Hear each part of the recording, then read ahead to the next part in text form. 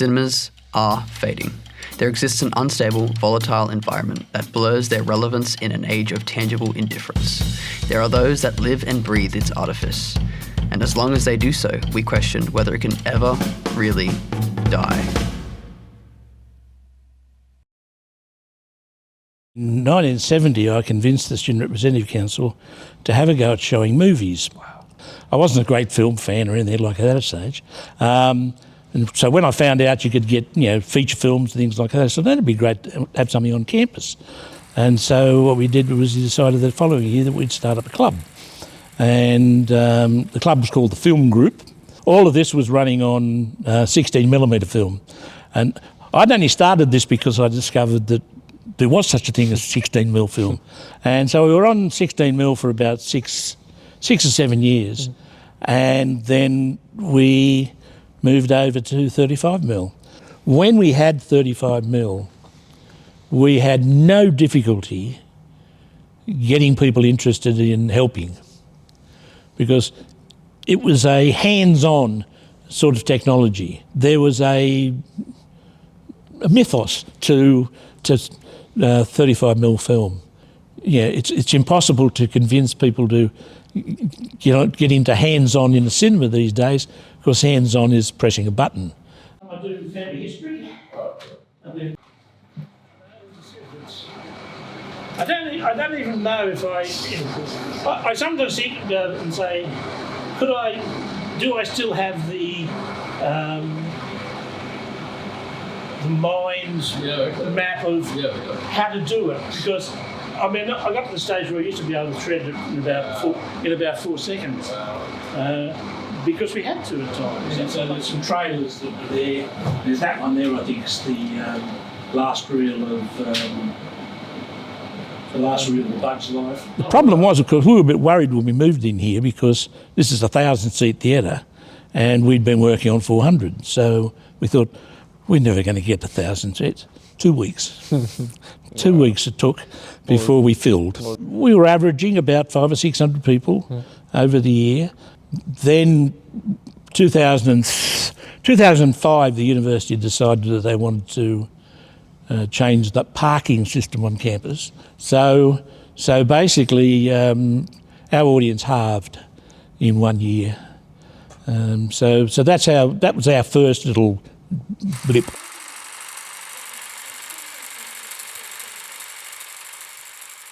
In 2009 came along, and that's when digital cinema came along, and for that you needed a new projector and new sound system and all sorts of things. We had the money because we were doing so well, and so we put it all in, and we thought we would be having a mixture of 35mm and digital. And in that November 2009, that was the last time we ever showed 35mm. So we've still got a projector sitting in our projection room. It hasn't been turned on since 2009. Of course, like everybody else in the industry, COVID came along in 2021, and the bottom fell out of the cinema industry. The American film companies weren't making any films because they had nowhere to show them.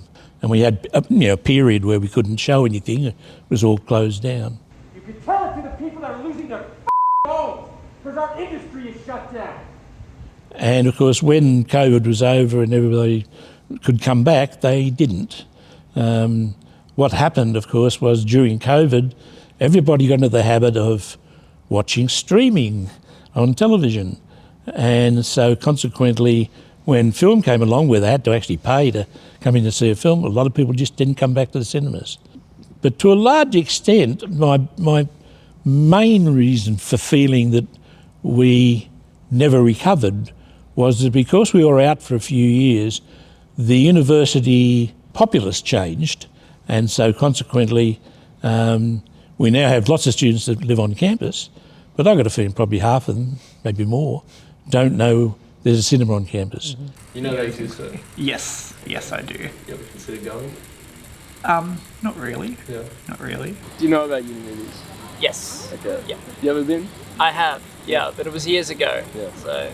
Would you watch? Are they still around now? Yeah. Okay. Yeah. Do you know there's a cinema on campus? No.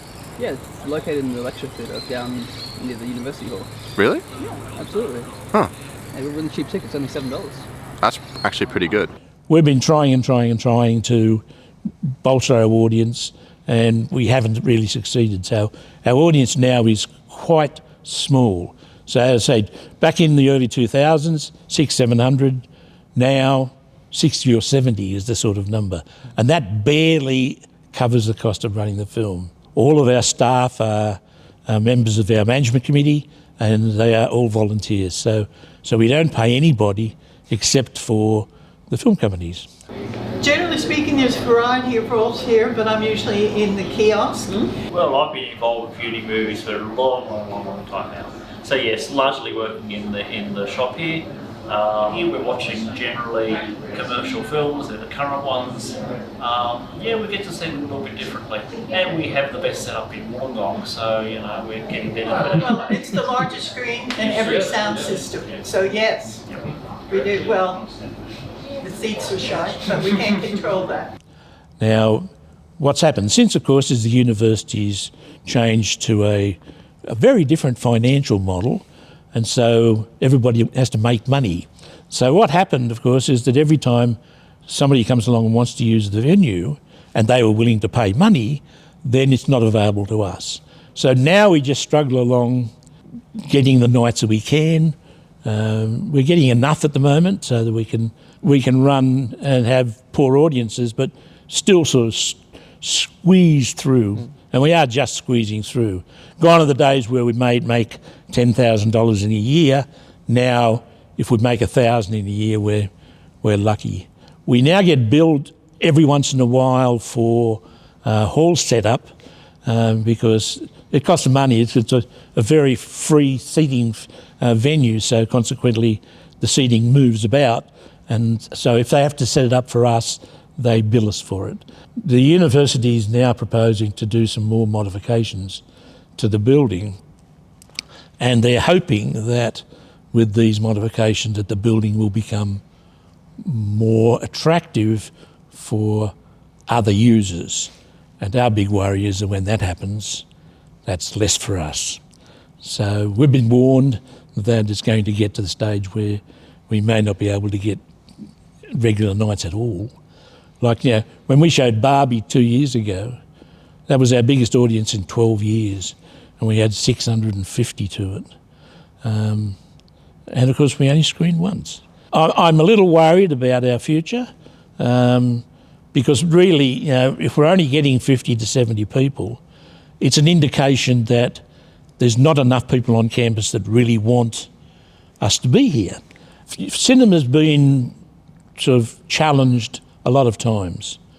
Back in the 50s, it was challenged by television. Back in the 80s, it was challenged by VCRs and video rental, and now it's streaming. And every time, cinema has sort of survived.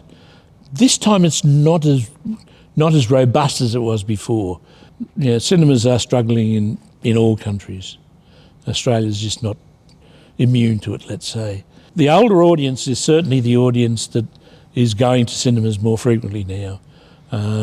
As I said, the Gala Cinema has a very big older audience who will come to almost anything he shows. The two of us together provide a service to the Illawarra, especially now that there's no cinema in Wollongong. The thing that people want in cinemas is still the same.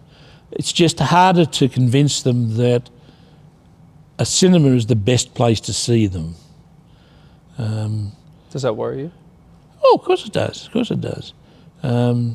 Because, I must admit, I've watched movies on my phone and things like that, but it's a different experience. And the other thing, of course, that's a different experience is being in an audience.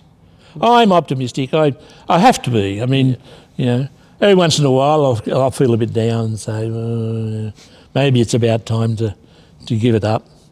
But, we've got a committee of 12 people who are all still happy to keep doing it, and they're all getting older. That's not helping us any. But no, I've enjoyed all the time I've done it. It's funny because when I look back at it, I realise that I can't remember very many Wednesday nights that I wasn't here.